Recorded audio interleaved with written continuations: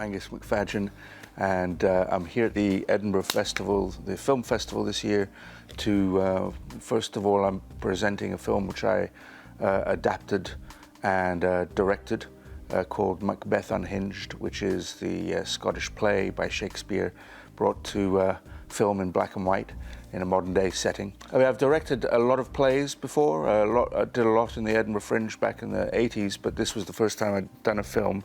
On the one hand, I'm very used to directing actors and things, but on the other hand, dealing with all of the logistics of shooting on a 35mm camera with a crew and with very limited budgets. But I still like the little independent thing where you're just flying by the seat of your pants, and there's such an excitement and adrenaline in having to get something done, and this pure necessity of guerrilla warfare in a way. It's nice to see that there are a lot of, really truly in the spirit of independent filmmaking, that there's a lot of those films here, and you really want to reward those kind of films which need a little help, And I feel a great attachment to Edinburgh. Each place you walk past is like a memory from 30 years ago, and I've never get that anywhere else in the world. I would love to come back and have my next project be something, actually shooting in Scotland as opposed to Virginia, which is where the last one was done.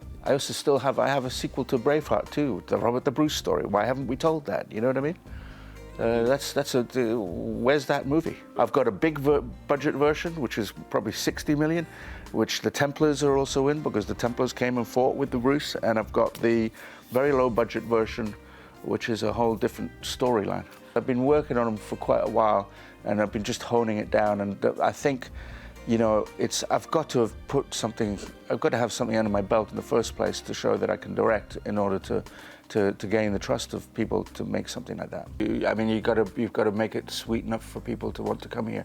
So we do need a studio, and we need the tax breaks, and I guess it's got to be a little something extra, and I guess it's going to take a little bit of vision and a little bit of courage to sort of put a stack of money down and say and go for it.